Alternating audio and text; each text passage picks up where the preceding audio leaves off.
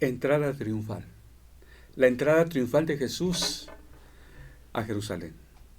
Para que este nombre aplique al pasaje que vamos a estudiar en esta hora, tenemos que pensar en los propósitos de Jesús al entrar y cómo lo hizo, cuándo lo hizo. No tanto desde el punto de vista del pueblo, porque el pueblo dio la bienvenida al Señor, pero después lo crucificó pocos días después.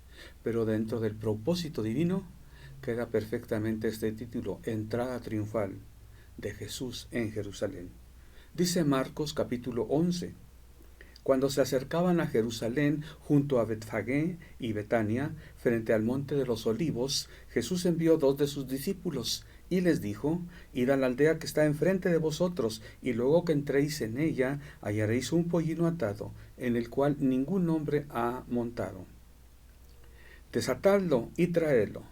Y si alguien os dijere: ¿por qué hacéis esto?, decid que el Señor lo necesita, y que luego lo devolverá. Fueron y hallaron el pollino atado afuera a la puerta, en el recodo del camino, y lo desataron. Y unos de los que estaban ahí les dijeron: ¿qué hacéis desatando el pollino? Ellos entonces les dijeron como Jesús había mandado, y los dejaron. Bueno, las personas que cuestionaron a estos 2 discípulos que desataron al pollino quedaron satisfechos con la respuesta que le dieron. El Señor dijo que viniéramos por él y enseguida los devolverá. Obviamente ya había hablado el Señor Jesús con ellos con anticipación. No en este momento. Ellos venían de Jericó. No nos narra el evangelista que hubiese tenido Jesús esa plática, pero previamente lo había preparado. El Señor no hacía nada a la carrera o de última hora. Él sabía los tiempos y las sazones y preparó de antemano las circunstancias. Ahí estaba el pollino, preparado. No tenían que meterse hasta el fondo, no tenían que buscarlo, ni llamar a alguien para preguntarle dónde estaba. Estaba atado afuera, en el recodo del camino. Podía verse desde distancia y podía desatarse fácilmente, pero había alguien ahí pendiente de que no fueran a desatarlo y a llevárselo a la persona no adecuada. El pollino esperaba a alguien especial, a Jesús, al Señor Jesús. Bueno, el Señor conocía la profecía de Zacarías 9. En el párrafo 9 dice: alégrate mucho, hija de Sión, da voces de júbilo, hija de Jerusalén. He aquí tu rey vendrá a ti, justo y salvador, humilde y cabalgando sobre un asno, sobre un pollino, hijo de asna. Decir asno el día de hoy no es una cabalgadura que sea muy envidiable, pero en tiempos de Jesús era una cabalgadura real. Los reyes cuando iban a la guerra iban en un caballo, pero cuando iban a un lugar, a una ciudad en son de paz, montaban un asno. Bueno, de esta manera el Evangelio de Marcos nos dice también que este pollino no lo había montado nadie. ¿Y qué diferencia hay si lo hubiera montado alguien? Bueno, un animalito para usarlo para algo sagrado tendría que ser...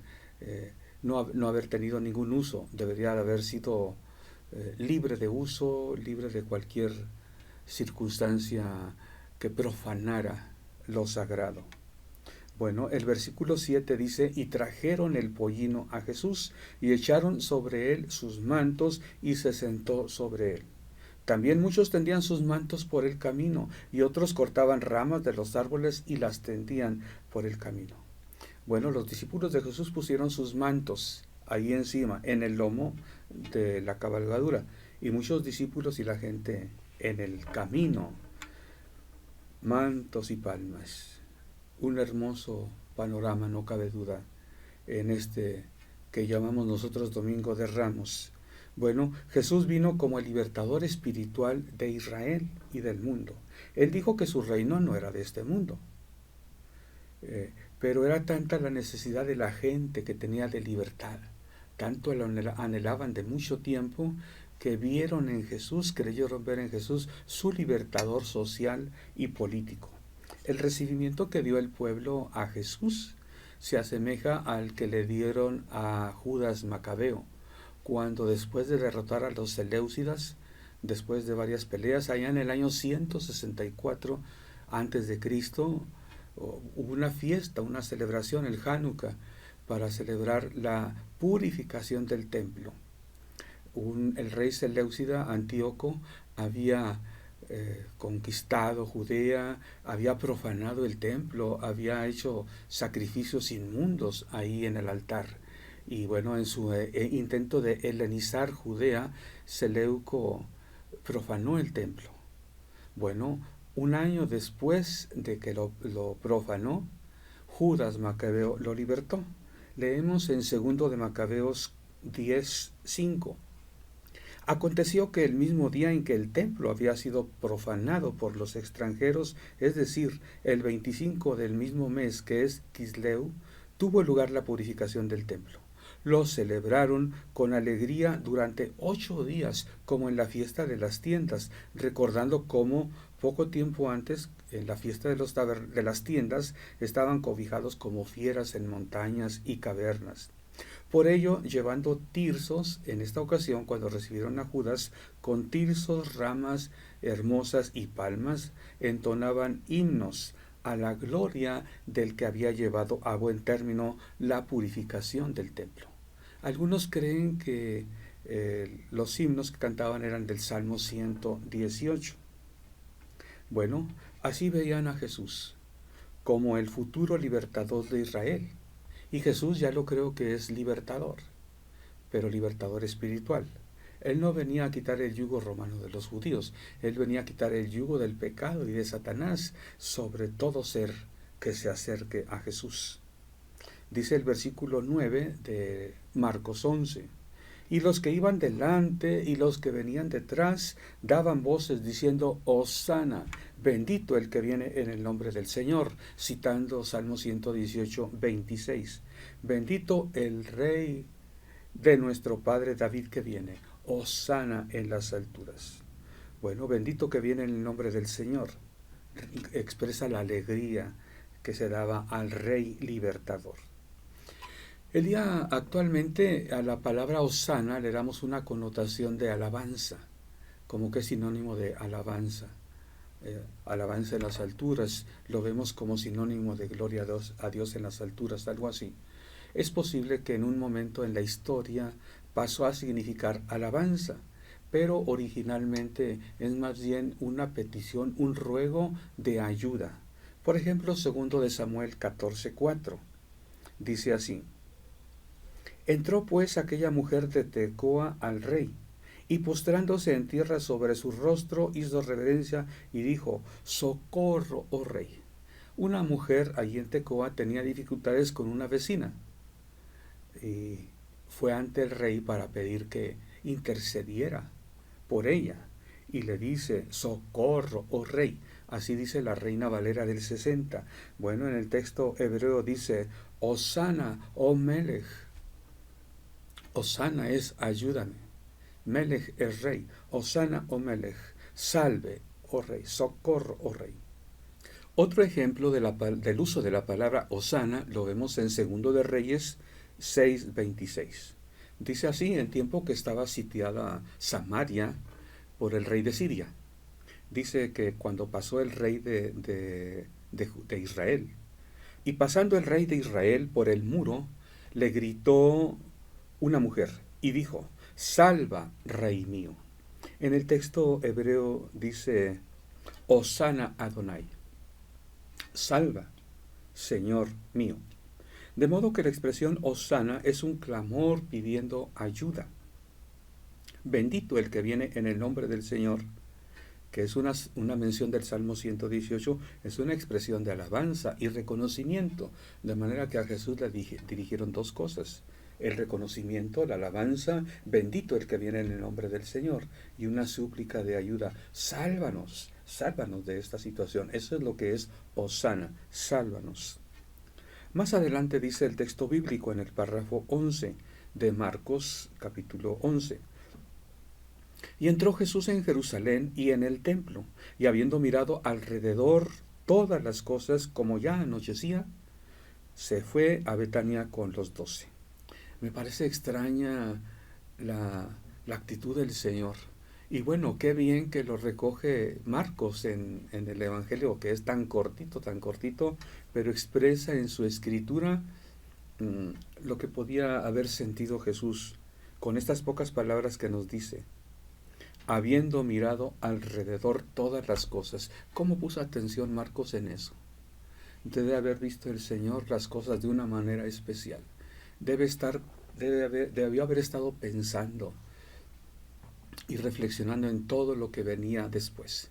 Estaba viendo el escenario de lo que ocurriría en los próximos días, los más importantes del ministerio del Señor Jesús. Entonces el Señor miró todas las cosas y como ya anochecía se fue a Betania con los 12. Lucas nos dice la tristeza que le dio ver a Jerusalén, ciertamente gozosa, pero ignorante de lo que Dios estaba haciendo por ella. Lucas 19:41 nos dice así: y cuando llegó cerca de la ciudad, al verla, lloró sobre ella, diciendo, oh, si también tú conocieses, a lo menos en este tu día, lo que es para tu paz. Mas ahora está encubierto de tus ojos. Ok, aquí vemos al Señor Jesús viendo a Jerusalén. Pensemos esto. Jesús lloró cuando vio a Jerusalén. Él expresó, cuántas veces quise cobijarte como la gallina sus polluelos. Podemos recordar otro hecho también, de los últimos que ocurrieron en estos 3 días de la Semana de la Pasión. Jesús entrando al templo y viendo el desorden y el comercio, el mal comercio que había, echó fuera a los que cambiaban las monedas, echó fuera a los que vendían malamente los animales para sacrificio, con un chicote los corrió, diciendo, el celo de tu casa me consume. Bueno, estos hechos hablan de la contemplación de Jesús hacia la ciudad. Él iba a efectuar un sacrificio. Era menester que estuviera purificado todo el lugar. O como si nos estuviera diciendo esto. Los corazones de las personas ignorantes, de los sacerdotes, los que oficiarían, estaban lejos de Dios. Pero el Señor estaba haciendo cosas que los discípulos no entendieron de momento, después sí lo entendieron. Eso de purificar el templo, echando fuera a los cambistas, esto de llorar sobre Jerusalén, nos hablan de la percepción de Jesús respecto al espíritu, a la necesidad tremenda espiritual que tenía el pueblo y a lo que él iba a efectuar para su salvación. Si al menos en este tu día conocieses lo que es para tu salvación. Jesús se lamentó sobre Jerusalén con estas palabras. Bueno, por eso es que Jesús ve de manera muy especial. Con sus ojos recorre la vista del templo, la ciudad, y después sale con los discípulos. Bueno, terminó el día en que Jesús entró triunfante a Jerusalén. Jesús contempla la hermosa ciudad y se retira a descansar a Betania. Aquí a mis espaldas está una imagen del Monte de los Olivos. A la derecha está subiendo a la cúspide y bajando un poquito, allí está Betfagé. Un poco más al sureste está Betania. Estaba cerca, Jesús era a donde iba, a la casa de Marta, María y Lázaro, cuando iba a Jerusalén. Eran sus amigos a los que amaba y él era amado por sus amigos. Bueno, se fue con sus discípulos a Betania. Muchas veces las celebraciones religiosas se reducen a eso, una celebración religiosa. Tal vez era también parte de la tristeza en Jesús. La algarabía, el ruido, tumulto. Bueno, el pueblo estaba contento de celebrar algo. Y muchas veces cuando los cristianos celebran algo, lo hacen de manera religiosa nada más, de rutina, por tradición, por costumbre. Tenemos, por ejemplo, lo que es Semana Santa, venimos a lo que ya estamos cercanos. Hoy es Domingo de Ramos. Hoy comienza lo que llamamos Semana Santa. Muchos mexicanos vamos para acá y para allá y venimos, hacemos y dejamos de hacer. porque tenemos vacaciones, o vamos a la playa, o descansamos, porque es Semana Santa. Bueno, ¿qué tiene de santa? Para muchos no tiene nada de santo. No tiene nada de sagrado para muchos. Bueno, le pueden llamar santo, pero no es muy santo lo que muchos hacen. A veces es todo lo contrario. Y muchos que celebran tal vez no alcanzan a apreciar toda la obra de Jesús. Ojalá que tú sí sepas lo que es Jesús en la cruz, lo que es para nosotros. Jesús lloró sobre Jerusalén, porque ellos no alcanzaban a apreciar, aunque conocían las profecías, aunque recibieron de manera muy esplendorosa al Señor. Pero el Señor dice, estás lejos de conocer lo que Dios está haciendo para ti en este día. Ojalá que para ti esta semana, estas vacaciones sirvan para reflexionar un poco en el amor de Dios que nos da en Cristo Jesús, en el perdón de pecados que nos ofrece tan solo por nuestro arrepentimiento y la salvación que nos otorga por ese arrepentimiento y fe en los méritos de Jesucristo al morir en la cruz. Jesucristo es Rey y murió para darnos vida a nosotros. Bueno, mira lo que dice Juan capítulo 12, versículo 12, refiriéndonos al mismo evento que ya describimos en Marcos 11. El siguiente día, grandes multitudes que habían venido a la fiesta, al oír que Jesús venía a Jerusalén, tomaron ramas de palmera y salieron a recibirle y clamaban, Hosana, bendito el que viene en el nombre del Señor, el Rey de Israel. Y halló Jesús un asnillo y montó sobre él, como está escrito. No temas, hija de Sión, he aquí tu rey viene, montado sobre un pollino de asno. Estas cosas no las entendieron sus discípulos. Esto es a lo que me quería referir. Estas cosas no las entendieron sus discípulos al principio. Pero cuando Jesús fue glorificado, entonces se acordaron de que estas cosas estaban escritas acerca de él y de que se las había hecho. Bueno, el día de hoy es por eso que muchos no entienden. Si los discípulos de Jesús no entendieron, aunque vieron el recibimiento, oyeron la recitación del Salmo 118, oyeron la declaración de lo que decía Zacarías 9:9, lo vieron representado por Jesús, pero no lo entendieron del todo, hasta que Jesús fue crucificado y resucitó y ascendió al cielo. Recordaron, lo que Jesús dijo antes que sucedieron estas cosas. Bueno, que esta Semana Santa sea para ti una experiencia no solo de descanso, no solo de vacaciones y de paseos y de salir de la ciudad de origen. Disfruta, pero recibe las bendiciones de Dios. Recibe sobre todo el amor de Dios y que puedas tener la oportunidad para decir, Señor, gracias por lo que hiciste por mí. ¿Acaso quieres que yo haga algo por ti? Dios te bendiga. Síguenos viendo por nuestro canal. Extensión Ministerios Filadelfia. Llegando hasta donde Dios nos lleve.